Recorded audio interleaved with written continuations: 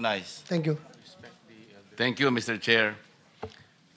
Mr. Chair, I am going to consume my time by making a disclosure. Kahapon po, mga pasado po alas 2 ng hapon, tumawag po sa akin si former Congressman Mike Defensor.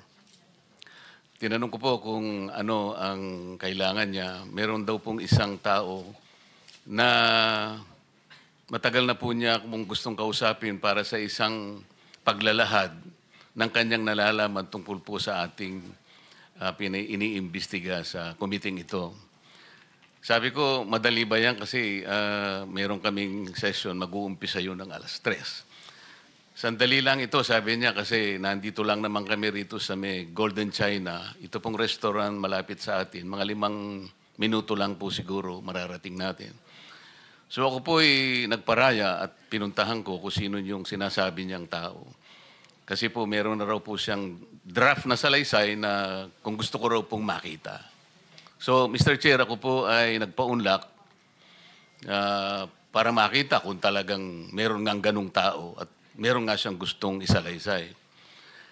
Nakita ko po yung tao at pinabasa niya po sa akin yung isang salaysay na nakaporma na po. Binasa ko po. Yun pong salaysay na yun ay nagsasabi ng kanyang pagkalungkot at siguro pagkabahala, sabi niya, na bakit nangyayari sa ating bansa ito. At nalulungkot siya, Mr. Chair, sapagkat meron siyang partisipasyon doon eh. At nung makita ko ang kabuuan ng kanyang salaysay, meron po siyang personal na kaalaman para ikonekta si Representative Saldico kay former Speaker Martin Romualdez. Sabi ko, hindi ako pwedeng magtagal, nabasa ko na ito, hahabol ako sa aming sesyon alas 3. Pero kung talagang ikaw ay voluntaryo mong gustong gawin yan sang-ayon sa iyong nilalahad dito, di sige, i-finalize mo yan at gusto ko, ipanotaryo mo sapagkat hindi po pwedeng hindi notaryado yan. At kung buo ang loob mo at talagang yan ay matagal mo nang iniisip, pumunta ka ako bukas ng umaga sapagkat meron kaming pagdinig. Mr. Chair, nandito po yung tao at hawak ko po yung ilang piraso ng kanyang sinumpaang salaysay. Kung po pwede po sana natin siyang tawagin ngayon, para ngayon siya po ang mismo maglahad ng kanyang salaysay sa ating gitna. Okay, you may call him. Mr. Chair, I'm calling Mr. Orly Regala Gutesa para po humarap sa atin. Mr. Gutesa, kayo po ay umupo dito sa may gitna. Pakibigyan mo ng copy si Mr. Chair. Bigyan mo si Chair. Mr. President. Bigyan mo si Mr. President.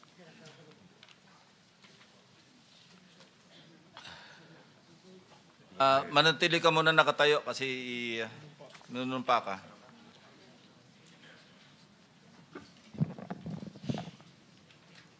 Raise your right hand. Yeah. Do you swear or affirm to tell the truth, the whole truth, and nothing but the truth in this proceeding? Yes, sir. Salamat. Take your seat, please. You may proceed. You may continue. Salamat po, Mr. Chair. Mr. Gutesa, kaninang ako'y nagpapaliwanag para ipakilala kita. Narinig mo yung aking sinabi. Yes, Your Pwede mo Honor. bang i-confirm na kung ano yung sinabi ko ay yung nangyari kahapon? I confirm, Your Honor. Salamat po. At ngayon po ay hawak ko nga ang inyong sinumpaang salaysay na nung draft ito ay binasa ko. Ganun din nga po at wala namang pagbabago. At gusto ko lamang pong sabihin ninyo na mayroong pirma sa ibabaw ng pangalang Orly Regala Gutesa. Kayo po ba ang nagpirma nito? I confirm, Your Honor. At gaya po ng sinabi nyo sa akin kahapon, voluntaryo ninyong ginawa ito at wala namang namilit sa inyo. At katotohanan yan, ako nga po ay ininyayahan nyo para makita ko yung inyong salaysay. Yes, Your Honor. Ito po ay pinanotaryo ninyo. Nakikita ko rin po Totoo po ba itong notaryong ito? Totoo po, Your Honor. Okay. Ngayon, kayo na po ang magbasa para sa ganun ay marinig po ng buong kapulungan. Pwede po niyong basahin ang inyong salaysay. Maraming salamat, Your Honor. Mr. Chair, can he proceed? He may proceed. Ako po'y nagpapasalamat sa pagkakataong ito. Sa Senate Blue Ribbon Committee, Senador Ping Lacson, sir. At sa iba pang member na nandito po. Ako po si Orly Gutisa, may asawa, nasa tamang edad, Pilipino. Makatapos makapanumpa na ngayon sa umiiral na batas ay nagsasaad at naglalahad ng gaya ng mga sumusunod. Ako po ay lumabas upang magsalita sa isyu na ito. Bilang isang dating sundalo, inaalay ko ang aking buhay para sa ating bansa. Sa pagkakataong ito, nagdesisyon akong magsalita at maglabas dahil ayokong maging masama ang kinabukasan ng aking mga anak, apo ko sa darating na panahon. Ayoko pong naririnig ko at napapanood ko sa pagdinig ng Blue Ribbon Committee. At ngayon ko po napagdugtong-dugtong yung naging partisipasyon ko po sa anomalya at korupsyon na ginawa at lumalabas sa hearing na ito. Yung palang pera na binubuhat namin at dinideliver mula sa masamang gawain na nagdulot ng baha na ikinamatay ng tao at imbis na gamitin ang pera sa edukasyon, medikal at programa na mapunta lamang pala sa bulsa ng mga politiko. Mabigat po sa akin magsalita dahil may pamilya ko. 4 ang anak ko, nag-aaral pa. May asawa ako at nangangalaga sa aking mga anak at marami akong kasama sa operasyon na may kinalaman sa ibabahagi ko sa inyo. Nagtatrabaho lang po kami ng mga kasama kong sundalo sa Philippine Marines. Huwag sana isipin na aking mga kasama na nagtatraidor ako. Ako sa aming trabaho at pinagsamahan dahil pare-parehas kaming may pamilya at gusto lang naman naming ayusin ang kinabukasan ng bawat isa. Wala akong iniisip na kapahamakan para sa kanila, bagkus ang gusto ko lang maayos ang kinabukasan ng bayan at lahat kami. Noong December 5, 2004, na-hire ako bilang security consultant sa Ako Bicol Party List or AKB kay Congressman Saldico. At nasimula ng duty ko kay Congressman Saldico. Bawat umaga, nagre-report ako sa BGC sa Horizon, sa Bonifacio Global City, kung saan nakatira si Kong Saldico. Tuwing may duty at detailed ako sa basura, it means itong basura, ito yung box ng pera na pinag-uusapan natin sa kasalukuyan. Mr. Gutesa, mag-stick ka lang sa binabasa mo. Huwag ka nang nag-a-adlib. Kung ano yung nandito, basahin mo lang. Yes, Your Honor. Tuwing may duty detail ako sa basura, pumupunta kami sa 28 Ladybug Corner, Dragonfly, Valle Verde 6, Pasig City. Tagabuhat lang ako ng malita ng basura. Ang ibig sabihin ng basura ay malita na may lamang pera. Ang bawat malita ay may lamang humigit kumulang 48 million pesos.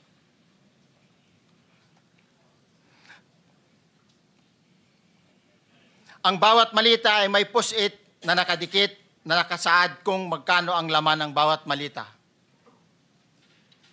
Tuwing may duty detail sa basura, may pumupunta na tao na magde-deliver ng basura at nire-receive ni John Paul Estrada at Mark Tiksay.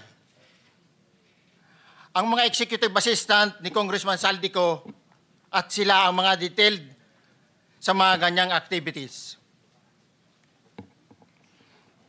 Ang mga nangyayari kapag duty kami sa basura, kalimitang dinadala sa bahay ni Congressman Saldico sa Valle Verde 6 at tinatanggap naman ni Mark at ni Paul. Pagkatapos naming may baba ang nasabing basura, ipinapasok sa bahay ni Congressman Saldico sa Valle Verde 6 at binibilang ni Mark at ni Paul. Alam ko na ang laman ng maleta ay pera sapagkat nakita ko si Paul na binuksan ang maleta at inilabas ang laman para bilangin. Ang isang ehemplo na nagdala ng pera ay si Congressman Eric Yap ng AXIS Party List. 46 na malita ang dala niya sa bahay ni Congressman Saldico sa Valle Verde 6. Pagkatapos mabilang, isinakay namin sa mga sakyan patungo sa Horizon Residence sa Taguig. At dumiretso kami sa basement upang may baba ang nasabing basura. Bago ibaba ang nasabing basura, ito... Merong napuputol sa binabasa mo eh. Huwag kang magmadali. Huwag kang magmadali. Naputol na... Ulitin mo yung paragraph 20. Wala na akong... Hindi ko makita na putol na siya.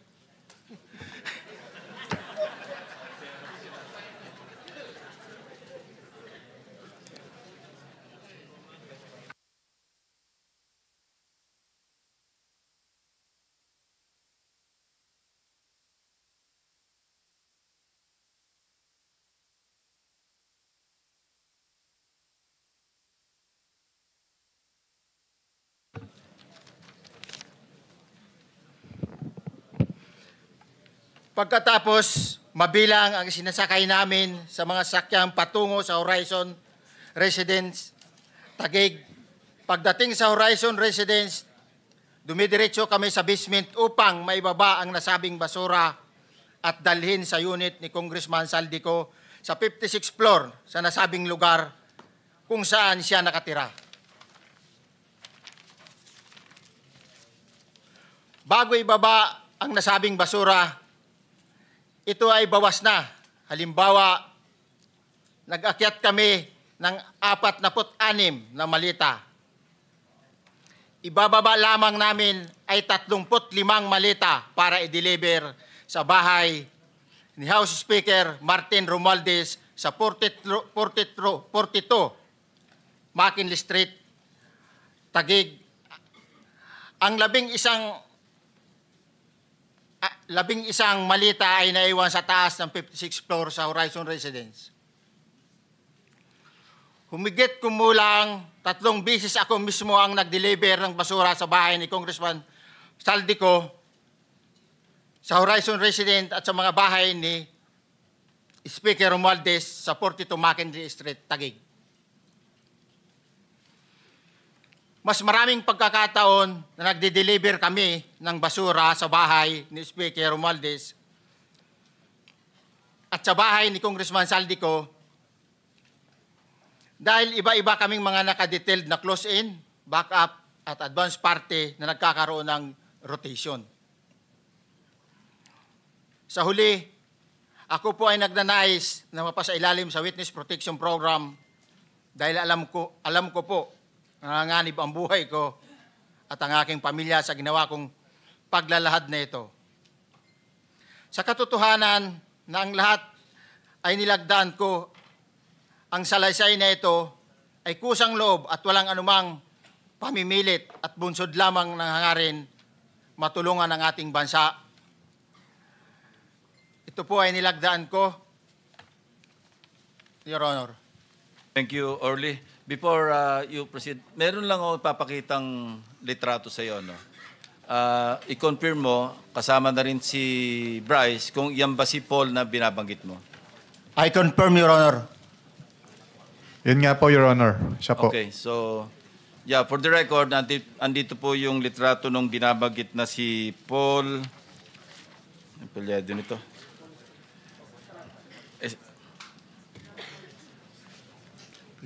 John Paul Estrada, hindi ba?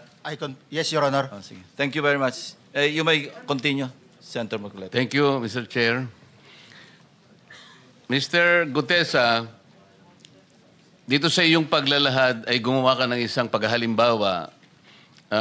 Inihalimbawa mo si Congressman Eric Yap, ngunit isang tagpo lang yun eh. Ikaw ay na-hire ni Representative Saldico, sabi mo rito, ay December 5, 2024 pa. Yes, Your Honor. Sa pagkakaalam mo, mga ilang beses kayong gumagawa ng bagay na ito. Ibig sabihin, yung pagdi-deliver ng pera, sa natatandaan mo, gaano kadalas ang pagdi-deliver? Kasi ang ginawa mo kanina ay isang example lang. Pwede mo bang ipaliwanag? Your Honor, minsan kasi pag-duty kami, ang actual ko na delivers talaga sa bahay ni Congressman Romualdez is 3. Tapos pag may duty kami, nagkakaroon ng detailed. Minsan namumonitor ko doon sa group chat namin, may basura tayo deliver. Minsan namumonitor ko siya is 3 times a week ang delivery doon sa Forbes, sa bahay ni Kung Romualdez. Yung pera minsan nanggagaling lang doon sa horizon sa taas, ibinababa. Tapos may detail lang na tao, namumonitor ko naman sa GC namin. Kaya nalalaman ko yung movement ng tropa, kung ano yung sinasabing basura ng delivery. Your So Honor. yung delivery o yung movement ng tropa nagaganap average 3 times a week. 3 times a week, Your Honor. Nagsimula noong December 2024. Yes, Your Honor. Hanggang ngayon ba ay naglilingkod ka pa kay Representative Saldico? Sa kasalukuyan po ay nag-resign po ako noong August 5, itong taon po na ito. So, maliwanag ba ang ibig mong sabihin para sa kapulungan ito ay nag-a-average ng 3 beses sa loob ng isang linggo ang pagdi-deliver ng pera kay Representative Saldico at tuloy-tuloy naman doon sa bahay ni former Speaker Martin Romualdez sa ganong rate, ganong beses, 3 beses sa loob ng isang linggo. Yes, Your Honor. Magmula December 2024 hanggang ikaw ay mag-resign noong August 2025, this year. Yes, Your Honor. Mr. Chair, Senator Marcolita, short Yes. interjection. With the permission of Senator Marcoleta. Thank you, may Mr. proceed. Chair. May maibigay ka ba na pangalan? Kasi ang sinasabi mo lang ngayon, as far as you're concerned, during ikaw ay nagdo-duty, nagro-rotation basis yung duty. So pag wala ka, absent ka, iba ang nagdo-duty, iba rin ang nagtatanggap sa pera at nagdi-deliver. Am I correct? Senator De La Rosa, may I just remind you na isang follow-up. Pero kung gusto mo ituloy at pahig si Senator Marcoleta, naka-charge sa oras niya yung mga susunod na tanong. Okay? Okay lang. Okay lang. Sige, boss. May- Nanghiram meron lang pa naman namang- ako sa iyo. Go ahead. Meron ka pa namang 4 na minuto pa mahigit yan. Yes, sir. So, sige. Very quick lang. So, pag hindi ka duty, may ibang nag-deliver ng pera kay Saldico at kay Speaker Romualdez. Pag nangyayari yan, sir, pag hindi ako duty, may makadetail talaga sa basura na yan. Pero ang authorized lang na mag-deliver at mag-receive niyan is yung 2 tao na binanggit ko, which is John Paul Estrada and Mark Tiksay. Okay. Thank you, Mr. Chair. Thank you, Senator Marcolita. Mr. Gutesa, sa panig ng pagdi-deliver sa bahay ni former Speaker Martin Romualdez, sinong tao ang nagre-receive? Sa mga ganun, sir, ang may contact, Your Honor, is yung si Paul at si Mark lang ang may contact doon sa receiver. So pagdating doon, nakabukas na yung gate doon sa Forbes, pumapasok na lang kami. Then pag nabuhat na namin yung mga malita na ibaba na, so lalabas na kami. Wala na kaming basta may deliver lang namin yung mga basura doon sa bahay, wala na kaming noon, Your Honor. Alin-aling bahay Yung ang 42. pinagdi-deliveran mo sa panig ni former Speaker Martin Romualdez? Yes, Your Honor, yung 42, yung dito sa may Forbes Park. Yun lang? Wala nang iba? Mayroon pa yung bago nakaraan doon sa 19 Nara, yung dating bahay ni Michael Yang. Sa pagkakatanda mo, mayroon pang ibang lugar na kung saan nagde-deliver kayo? Sa Aguado, diyan sa Malacanang. Aguado? Excuse me, Senator Marcoleta. Sino Michael Yang? Yung dating sa Pugo yata yon. Sa? Yung dating sa Pugo. Yung Michael Yang. dating bahay ni Michael Yang. Dating bahay. Yes, Your Honor. Okay, thank you. Ibig mo sabihin, nabili ni Speaker Martin yung bahay ni Michael yan? Allegedly, Your Honor. Pero paano mo alam na bahay ni Speaker yon? Kasi doon na nagde-deliver yung tropa nung hindi na nagde-deliver doon sa 42, Your Honor. Ngayon, sinasabi mo meron kayong chat. Nagagamit mo yung chat para ma-monitor mo yung rate ng delivery at kung sino-sino yung nagdi-deliver? During the time nung nandoon pa ako, Your Honor. Mr. Chair, salamat po at baka meron pa pong Thank you. gustong itanong ating May mga kasama. papakita pa ako isang litrato pa, no? Identify mo lang siya. Sino yan? Mark Tiksahi, Your Honor. Meron pa ba nakakakilala sa kanya bukod sa'yo? Dito? Wala. Nabanggit kasi ni Engineer Alcantara rin dito eh. Sa salaysay mo noong September 23, sinasabi mo, hindi ko po siya na-meet during pagdadala. Ang tao niya po ay may alias lang na Paul at Mark. Na-meet mo ito si Mark, Engineer? Sa Valle Verde po, once lang po. So, kinukonfirm na si Mark Texa ito? Mark po and Paul, karaniwan po ng... Okay, thank you. Thank you, Senator Marcoleta. Mr. Chair, may tatanong lang po kung Yes. with the permission of Yeah, okay. Senator Marcoleta. Mr. Orly, sabi niyo po 46 na maleta na nagkakalaman po ng 48 million bawat isa. Tama po ba? Based doon po sa level nung malita na nakita ko, Your Honor. Paano po nalaman ninyo na 48 million po ang laman ng bawat isa? Kasi bawat malita po, mayroon siyang post-it na nakalagay, may sign na 48. Lahat po yun may 48. Yes, Your Honor. So, yung 46 maleta, 48 million ang laman ay nagkakahalaga po ng 2.2 billion. Alam niyo po ba yan? Kung 3 times a week ang sinasabi ninyo, ang delivery. Based sa my experience, doon lang ako naka-experience ng 46 nung time na yon, Your Honor. Hindi naman po every week or monthly ito. Yes, Your Honor. So at one point, yung 46 na maleta, 48 million ang laman, 46 times 48 million ay 2.2 billion. Excuse me, Senator Marcoleta, paubaya mo na sa kanya yung oras na naiwanan mo, now 1 minute. Isang tanong na lang. Sige, okay. 2.2 billion. Ganun po yung multiplication eh. Siguro, Your Honor, yun ang lumalabas.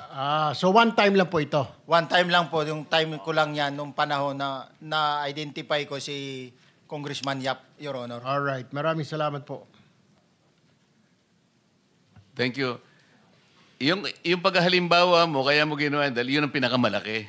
Yes, Your Honor. Pero pangkaraniwan, dahil 3 times a week, mga ilan sa tingin mo yung karaniwang na i-deliver? Ilang maleta? Usually, pag nanggagaling na sa Horizon, na idine-deliver na doon sa Forbes, minsan mayroong 15 or kaya 18 ang malita. Pero yung malalaking malita yon na nagre-rate yung bawat malita, minsan mayroong 48, may 50. Sa mga tweet, Mr. Gutes, pangkaraniwan, 15 to 15 to, Your Honor? Yun ang average, pangkaraniwan. Yes, Your Honor. Yung nabanggit mong nabigla ka sapagkat malaki, 48, yun lang kay Congressman Eric Yap. Yes, Your Honor. Yun ang time na nakita ko talaga yung ganung kabalk Okay. yung balita na yun, Your Honor. Mr. Chair, payagan nyo sana akong magtanong lang ng isang tanong kay Mr. Diskaya. Mr. Diskaya, naalala mo, nagkaroon ka ng supplemental affidavit na binasa mo dito. Medyo mahaba pa nga di ba? Naalala mo yung nakaraan? Ito yung supplemental affidavit mo. Yes po, Your Na Honor. may petsang September 23, 2025. Ito yung nakaraang hearing natin. Yes po, Your Honor. Napansin ko kasi nung pinakinggan ko tiningnan ko sa ating transcript, parang hindi mo binasa yung paragraph 30 na kung saan binabanggit dito yung DPWH Region 1. Chinek ko talaga kaninang umaga, nirecheck ko uli, hindi nasama sa binasa mo ito. Ano ito, nagkamali ka lang o... Your Honor, talagang hindi ko po nabasa dahil masyado na pong mahaba yung ano ko. Yung binabasa ko po. Hindi nga, sabihin mo na nagkamali ka lang, hindi mo sinasadya. Hindi po sinasadya. Pero dito po, wala rin po eh. Hindi nakasulat. Baka nakalimutan pong ilagay, kaya hindi ko po nabasa. Tsaka pinatigil po ako doon sa...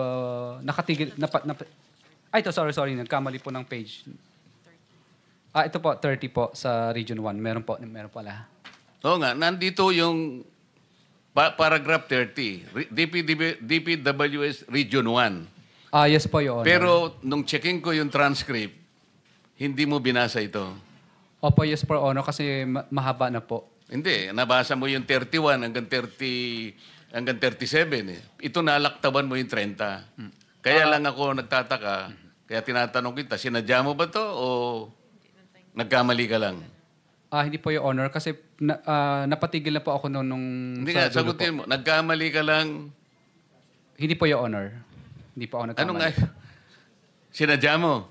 Hindi po, Your Honor. Bali, alam ko po parang pinatigil na po ako dito dahil masyado na pong mahaba yung binabasa ko. Hindi, ganito. Pinatigil ka, nung pagpatuloy mo, nakaligtaan mo yung number 30. Hindi mahaba pa yan eh. Nalaktawan mo siguro. Yes po, Your Honor. Yeah. Para maliwanag lang. Oh, Hindi gusto ko lang sinadyang maliwanagan kasi Yeah.